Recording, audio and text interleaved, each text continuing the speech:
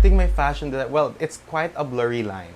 It's not even a line. So it's a gradient. I started out really as a psychology graduate. So I graduated psychology in PLM, and then I got a corporate job at a government office, and then I'll do a lot of hustles basically. And then there's this one competition, there's this design competition na, again, I don't read much, so reading comprehension. I thought it was graphic design. Okay. I thought it was graphic design. This literally happened, and I was like, okay, let's design something. Sabi ka, make a Filipiniana. I didn't know na gagawin talaga namin. Akala ko magsasubmit lang ng sketch and we're done. Ganon. So, ayan. So, the importance of reading the terms and conditions. So, siguro yun yung advice ko for young designers. Yeah, so there, nag-design ko, and that was the Spolarium Terno. So, again, happy accident. So, and it started there. And I was like, nahirapan ako kasi, first of all, no actual background in fashion design. Tapos nag-submit ka ng ganun ka-ambisyosa na fully printed gown. And I was like, oh, congratulations, your work has been shortlisted. Alam mo yung parang feeling na, shortlisted for what? Akala ko parang poster making lang siya. And I was like, shortlisted for what? Ah, hindi niyo po ba alam? Gagawin niyo po yung dinesign niyo. Oh my God, wait lang. Hindi ako marunong. It's a good thing. My relatives, we have lots of relatives na know how to sew. So buti na train ako, and buti na lang naturuan ako in a short span of time, in about 2 months lang. Which you have to submit. Yeah, which I have to submit. So yun nga, yun, shoutout kay Sir Iggy. Yun, siya po yung sa Miss Intercontinental. Hi! Oo, and I'm very grateful for that opportunity kasi it blew up. Like, people really thought my gown won. I was like, wala talaga. And I was like, I didn't have a plan to win. I was just there to submit. Yung parang tipong, oh, it's a design contest. I really thought design lang. And then it grew to this. We're here. So from that competition, nagtuloy-tuloy na siya. Nagtuloy-tuloy. So from SOFA, so you didn't finish it, but then yeah, I did. You were able to produce. So yeah. At current, what had been your inspirations when it comes to your design? So your designs had been getting a lot of attention online, from preview, yeah. from Instagram, from Facebook, from TikTok. Hi, TikTok! So, hi! So there are lots of, and there are articles written about yeah. you already being one of the sought after, or what to look forward as a designer. So what is the inspiration of Job Dacon's designs? I'm a fan of vintage illustrations, vintage patterns, and my background as a graphic designer is always being graphic in a sense, diba? So I want to marry those two concepts together. I guess that's what it boils down to. I love putting opposites together.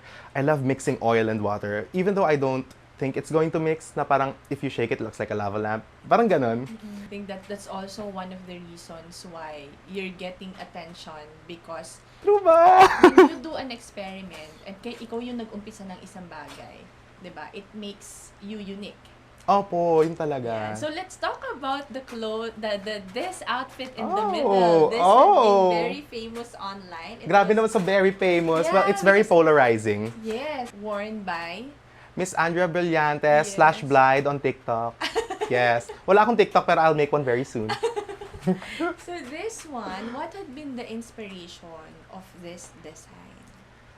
This is inspired by early 90s Roberto Cavalli, but we want something extra kasi Mr. Roberto Cavalli's work is so polished and so good na parang there's no way to change it. Pero for me we're not gonna change it. Parang it's gonna be inspired still. Pero how do we make it our own, or how do we put our own twist to it?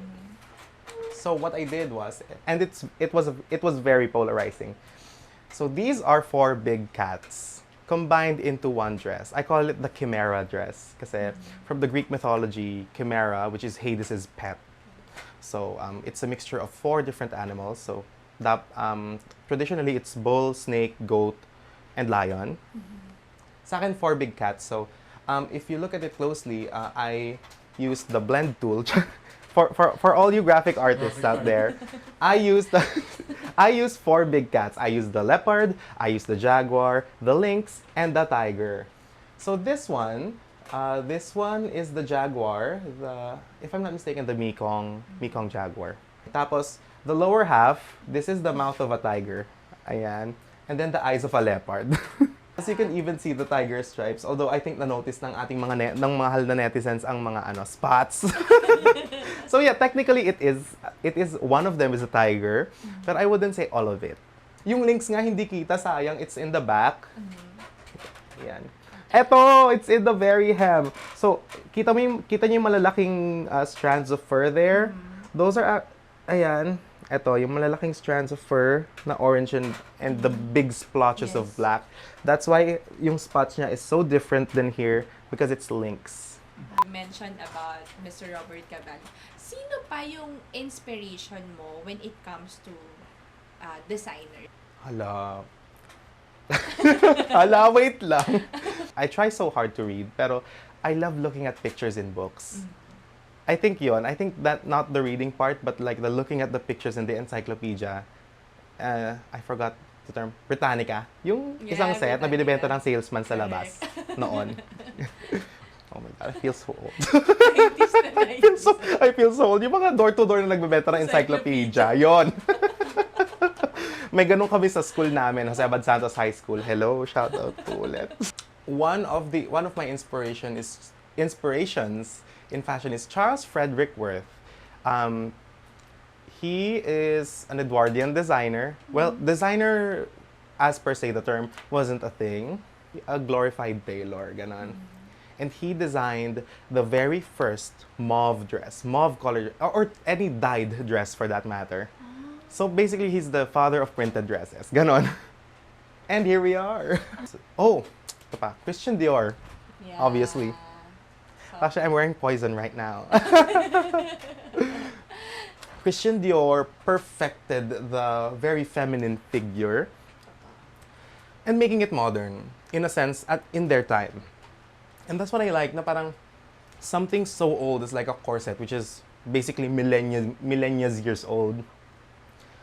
He reinvented that and made something modern, something nice, refreshing, new, ganon. I guess yung mga inspiration ko as a designer is always the weird ones out. I wouldn't say weird ones out, but it's always the most notable ones. Yeah. The ones that stand out. So, we've talked about you being in the industry for 2 years old. Magti-3 na actually. Ngayong May 7. Happy anniversary. So, during this course of your journey as a designer, what could you consider as a major experience sa parang, ito yung nag-ano sa akin, at this point, either it's my make or break, or talagang ito yung nagpa-realize sa akin na ito talaga yung gusto kong mangyari? I guess again back dun sa Miss Intercontinental pageant. So it happened there. I wasn't actually here's the story nga yun. I didn't realize na gagawin talaga siya. So for me, it's either to save face or to, for lack of a better term, have the balls and push through. Ito na to eh. Pero kasi growing up in Tondo, we don't give up easily. So ayun. Hindi kami bumibigay agad. Fine sabihin na bumigay ako gender-wise, but not competition-wise. Not career-wise, okay? Okay lang bumigay anywhere else, but not your fight or desire to live. Ganon. We have one last question for you, Jom. So, you took off this fashion design and yun nga, iniwanan mo yung corporate job. What is your message to people who would want to jump into fashion design and currently into another field or another job? What is your message to them? Fight for what you want, or if that's not possible, just thrive where you're planted. Kasi yung parang there will come a time talaga in your life na dadating ka din dyan. So, take one step at a time, take baby steps, thrive where you're planted, 'di ba? And for me kasi ang hirap, it's so hard to say, it's so hard to quit na parang sa akin kasi you can rest, but you don't quit ever. kasi kasi quitting only makes things worse for you na parang you didn't just disappoint other people, but most importantly, you disappointed yourself. And that's the thing that I don't want to feel, and I don't want my friends to feel. I don't want other people to feel that way, disappointed in themselves. Kasi that's the biggest betrayal you could do to yourself, is to hate yourself. Yon. Guys, please welcome our OPD. Our OPD team. Ayan. This is Jam, this is Kim, our beaders. Kuya Richard, Ate Seni. They're the hands behind the magic. Ma'am, ang ano nyo This is for po, Dacon. mga designer lang. Yes po. Ano po talaga kami, our page is for designers. So gumagawa. Kasi ang challenge po sa Filipinos ngayon, We're doing sewing by hand in terms of design. because So kami na po yung E6000 gumawa. smells bad. Pero nakaka-high siya, in fairness. Oo, hindi ka magugutom pag sumingot ka ng E6000. Naku, di po. Baka ma-demonetize kayo, sis. A loose interpretation of what an Edwardian hat is. So, oh, di ba ang ganda? Tapos dun, pag tinanggal mo yung hat, wala na. Ayan! So, yeah, ayan. This is no joke at all. I found a dead butterfly in my garden. I took the butterfly. Pinichip ko sa scanner. Tapos i-scan ko siya. Seryoso? I scanned it 600 DPI, guys. Mga designers dyan. Hi. Kung nag-click kayo sa pera, 600 DPI.